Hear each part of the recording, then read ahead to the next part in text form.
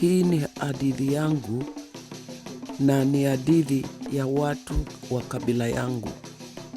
Hii ni ngewa yakwa na ngewa ya andu makwa. Uyu ni uhoro wakwa na uhoro wa andu makwa. Hey all, welcome back to Generational Chats with me, Rosie B, and my mom, Mama B. Okay, so if you are new here, all of the stories that you're hearing, these are real stories. These are ancestral stories where my mum shares experiences, memories, and moments that sit right on the edge, all right, between the everyday and the unexplained. Stories actually are coming from my homeland, Kenya, and trust me, some of them are wild. If you've not heard a couple, just check the playlist. So today, I can't believe it because this is a story that I've only actually ever heard of. I only ever heard this story for the first time like about 3-4 weeks ago. This is the story of the first time my mum ever went to see a trance medium, and she actually wasn't the person who was receiving the information, but she was invited by her cousin, who happened to be having a home, was the host. Her home was the meeting place for the client and this medium, all right? So she had no idea what to expect. She didn't even know what a trance medium was, as you will hear. So this is real conversation, what you're going to hear. This is real conversation, all right? It's almost like a little podcast. So there's no scripts, there's no embellishments. It's just us chatting, all right? So we're just going to sit here, listen, remember, and we're going to let the ancestors speak. Let's do it. My mum ended up witnessing a trance medium, and she had no idea what she was walking into. If you could see my mum's face. It's like, she didn't realise. I just actually now told her, didn't I? You were like, what's that, a trance medium? You've never heard of that, have you? No. That's what you did. Oh, so let's just put it by definition quickly. So a trance medium is a psychic who enters an altered state of consciousness known as a trance to act as a conduit for spirits to communicate through them. During a trance, the medium's own consciousness steps aside, allowing a spirit to control their body, voice and mind to varying degrees, to speak or interact with others. This can manifest as changes in voice, personality and knowledge that differ significantly from the medium's usual state.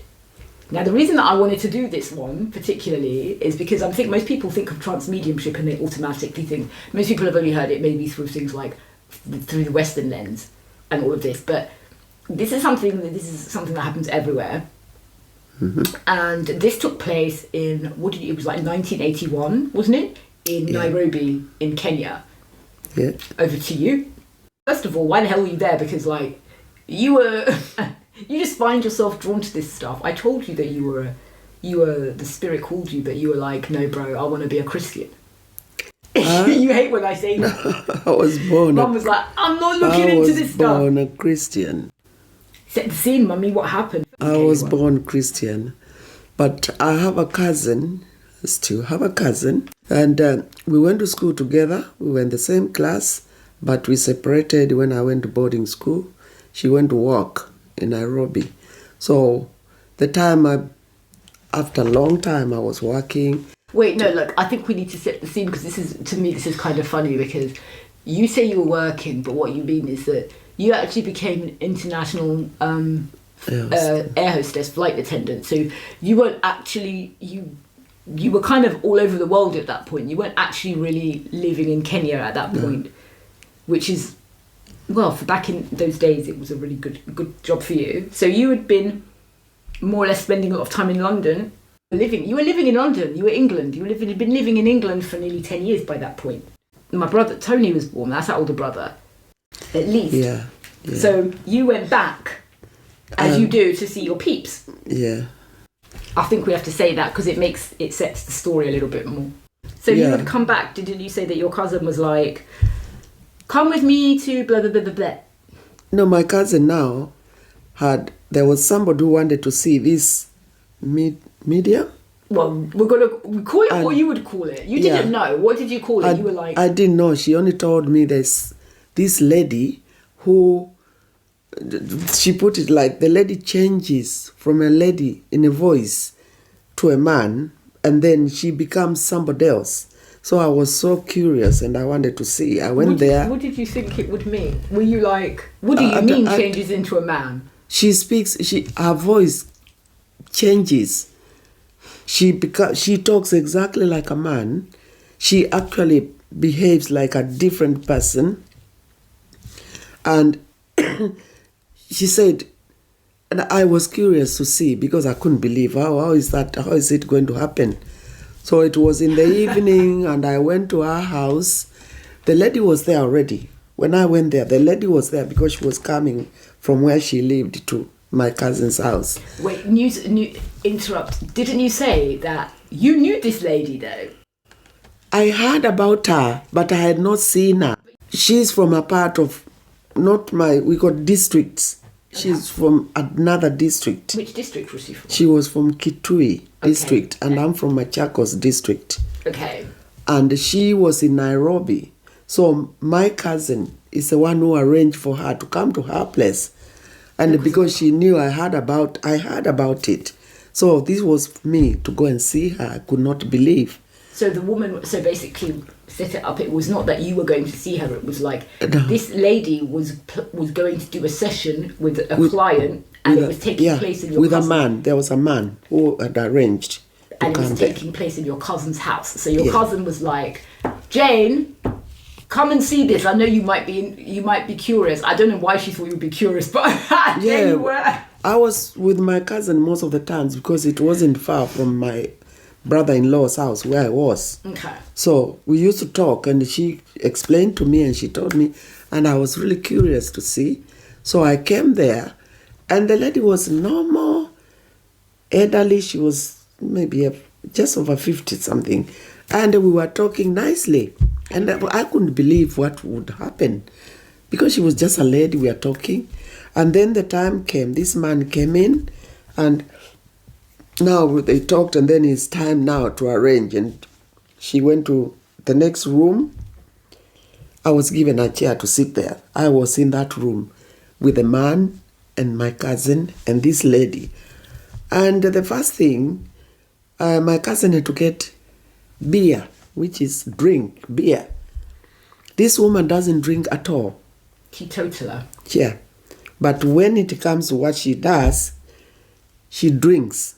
She prepared, she had a small calabash. Calabash is a kind of like a pumpkin, like the utensils. Utensils are made from there, like people drink from them, and you have water, you take water like containers. Okay. So she had this little calabash, which it's the one she uses, not just an ordinary, it's just a calabash, but what she uses.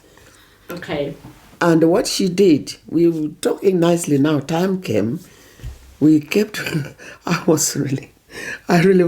couldn't wait because I didn't see any, I couldn't imagine what would happen. And she had a drink poured in a glass. She started drinking and talking. And all of a sudden she kept, as she went along, she stopped talking. She stopped conversing the way we were conversing now. She sat down like a man now with her feet apart, and she put one of her legs on top of this little calabash. And she started rolling it with her foot, drinking. And all of a sudden, this woman, her eyes, she's looking at us like, somebody who is, I can just say, confess, I was a bit scared. A bit scared, you were probably going to piss yourself. If I were only me and her, I would have gone out. But I was safe. I had other people. And then she started talking, and that was a whole surprise because her voice, she was not a lady, she was a man. Did it sound like her doing a man's voice? No. Did it sound like it was a man? This was a man. So she wasn't going... There was no force of anything, or there was no force of changing. It was her voice coming out. A man, heavy voice. If you were blind and come there, you would say, that's a man talking. And you look at her, she changed. The face looked like, I don't know, the eyes started getting red because she's drinking. And then she's swearing like just swearing. She was talking to this man. Now she's telling him what. Oh, so he came with questions, y'all. He must have wanted to know stuff, so now he's getting the tea. Yeah, he must have told her what he wanted. So she was talking, but she talks, and oh my God, she was really swearing. And I'm just thinking, this soft lady who was sitting with us here, she actually, I thought she was a devil. Yeah, what you thought? Oh, okay, so here's the demon has come out now. You thought she was the... I'm not laughing at you, I'm laughing with you. No, it was frightening to me because I had never seen such a change. Someone, you are looking at somebody and they're changed, they're here, but they are not what they were so would before. It be like her whole, did it seem like she'd almost, I don't want to put the word into your head, but like shapeshifted, like you were seeing, it was almost like there was a completely different person there, like the way that you were experiencing it. Me, the person talking was not that lady I was talking to before. It wasn't. Because even when she looks at you, she looks like she doesn't even see you. She's talking, and I thought, this woman, she can get up now and just start boxing people because she is a real man talking. And it went on quite a while, and then when she finished, she stopped rolling the thing, and she stopped, and it took her time. She was quiet. How long would you say? When I say, half an hour would be something. Of quietness? Yeah, without saying anything, she was... Got snacks. According to her, she was very tired. She was tired, and she calmed down, and now she's drunk, and she doesn't drink. So now she's feeling really bad, because after that, she said she gets kind of sick because of hangover. She really feels bad, but she has to work. It was really, really frightening. And after that, I did ask her, how do you change your voice? And she said to me, I don't know what she said happened, that she started getting this voice like that, and she had to find out this person who comes to her, because she didn't know him. And then stories came, and she was told it's a man who was in Mombasa. He was in the army, and he came to Mombasa. I don't know, there I can't tell whether she said he died in the army or something. It's his spirit which came, because she managed to find out exactly about him and where he came from. So when she's working, she knows the man who comes to her. But before, when she started, she didn't know. No, he was an army person. He was in the army. I think maybe World War II or something. Yeah, he was in the army. But it was a case of like, he was coming to her. Was he saying, this is what you must do? Like, how did she get into the point of realizing, all right, this is what I need to do? Like, what? Because I remember you said that did he keep on? I think she started getting this, a voice or something thinking, and she was wondering.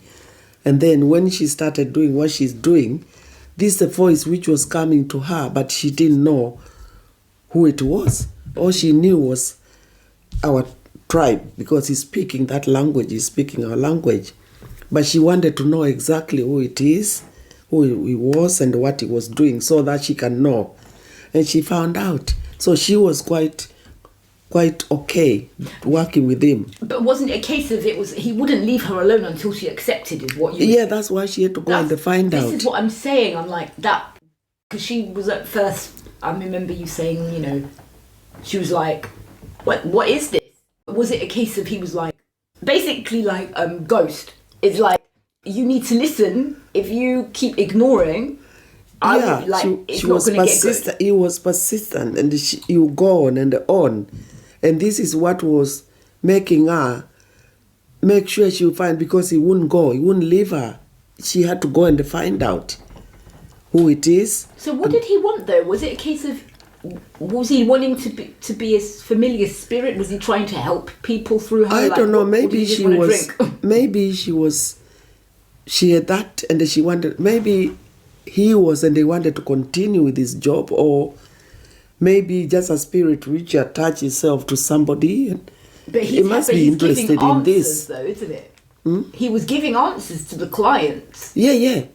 That means he had this So maybe he was a ability shamanic of doing that, and they just wanted to carry on his work, and they attach him. to her. So she kind of She had carried a on. choice in a way. Yeah. But she was happy after she knew who he was. She was happy, and of course she was getting money. That was her job. Oh my goodness. She was busy, I was told. She was very busy. Did you ever feel tempted to have a session? No. No. I could just imagine, guys. If you see my mum, I swear to God, if you know my mum, like the thought of my mum actually being there is cracking me up, because I can imagine you in there like, oh, I want to see what's happening, and then I can just see what your face. Oh, no. But you're very accepting of these things, if you know, as long as you're not like. No, you understand, you basically. That was her. That was what she was doing. So she's okay with it. And I just said to my cousin, oh God, no. But it was fascinating. Did you find it fascinating though? Yeah, after when I left there, when the fear, I thought, it's really interesting. Because I kept on seeing the picture of, she's there, we're talking nicely, she's a lovely lady. And all of a sudden, she changes, swearing like anything, really swearing at this person she's talking to. This man is swearing at this one, talking, and then drinking, and she doesn't drink. That must be, it's quite brutal. These trance mediums, I mean, I don't know. I would find it very difficult, because you kind of, as it explained, what happens is that the spirits sort of mount the body. So what happens is, like what I explained, is that it's like their consciousness steps back, hers, and his consciousness steps forward. So it's almost like he's taking over. And in a way, it's like, that's exactly what happened. He took over her. Took over. She changed. I don't know how much she would remember. A lot of the time, sometimes they don't remember what happens in the session. I don't know. She did say after she finishes, sometimes she doesn't even know. When we were laughing, telling how she was swearing, she said, was I? And I couldn't believe she didn't know. But she didn't know what she was saying. She couldn't remember what she said. She was really, I don't like swearing. It's the way she was swearing, and when it's your language, it means more. The swearing means more. Was it Swahili, Kikuyu, Kamba? Kamba. Oh. It means more because it's a real thing you understand, and there she is. Wow. That's such a fascinating story. I love the fact that you've got all of these little stories where you keep popping up time and time again in these threshold liminal spaces because you're someone also that sees these sorts of things. Well, you're not a medium. Well, I don't know. You have the abilities. Don't pretend. We'll go into that in another video. I don't pretend. I don't know if you have your precognitive dreams. If you could see my mum's face, she's looking shifty right now. She's doing shifty eyes. You've had dreams. You saved your whole family as a child from the Mau Mau in the rebellion, from literally burning. You should have not survived. If nobody would have survived if it wasn't for you as a child telling them we need to leave. That would be another story. We could tell that story. You had the dream that you had when I was in school about the helicopter that landed in the playground when there was an incident outside the school gates, and you dreamt that a whole week before. Everything was exact except for the person in the dream. It wasn't. You said it was me. But everything you saw, and you never told us until we told you when we came from school, like, oh my God, Mum, guess what happened at school today? And they were like, yeah, about that. Yeah, because when you dream things like those, you just think it's a dream. You don't, because I was looking for you. You don't want that. You don't want to. We can do that in another video. You don't have to go. And you saw your dad. You saw the spirits. You saw your dad come to you. So you're a seer. You swerved it and it kind of fully fell on my shoulders. So that was literally the day that was your first and only experience. I've never even seen a trance medium. I've seen mediums, but I've never seen a trance medium at work. I didn't even know that's the name. I didn't know what it was, but there it was. And I tell you, what that woman was doing is real to her. It's real. She was not making it up. Yeah, I believe. She was not making it up. Because if I went there and she was just sitting there and started, I'll say, oh, yeah, maybe. But because I was there, we were there for a long time, talking to her. Yeah. Nicely. And I was thinking, how did she change? Suddenly she took that thing and I saw. And then she started and I think, what is going on? And she started doing. And then she go, you know the way they barb. What? This woman, she go, no. It's absolutely fascinating. I've been to like spiritualist churches where people do mediumship. I've never seen a trance medium. Yeah, I've never done. I do drawing sometimes, but I draw what I see. And the beauty of this, we were in the house, we were sitting in a room. It wasn't an audience. It was just us. So I was sitting there looking at her. She was there. Oh, man. I couldn't believe. I was frightened. I know you're frightened. If I were not with her, I think I would have walked out. If I were alone. Even if she's talking to me, I would go. I really like that story, actually. This is a new one because I only found this out about like a couple of months ago. Like, that was when you told me this one. That was quite funny. It was not the story was funny, but the circumstances. So that was your first trance mediumship. See, you always find yourself in these situations, Mum. It finds you. I love the fact that your cousin was like, Jane, do you want to see this? Because I'm like, no, Jane does not want to see this. Like, what do you mean? I showed you that cousin. I showed you Regina. I know, in the photo, but... That's when I was in Germany and I had a picture there. Thank you for telling that story. And in the next one, we'll talk about... I don't know. I'll come back for the next one. I don't know. Oh, I want to do... in the next one, we'll talk about the uncle that came down. The granddad. Simba's great-granddad. And he came down from the... I don't remember. How did you say? Yeah, that He used to come down. The only thing I don't know what they used to know, they put the carpet outside and they used to come and land there and go. land. It sounds like Superman. He's just appearing from nowhere and landing on his mat. This story we used to hear. It's our clan, it's our people. So that'll be next up. Okay then. So you can say goodbye. Bye from me. Bye from me. Oh God. Alright, we'll be back in our next video. We'll tell another story.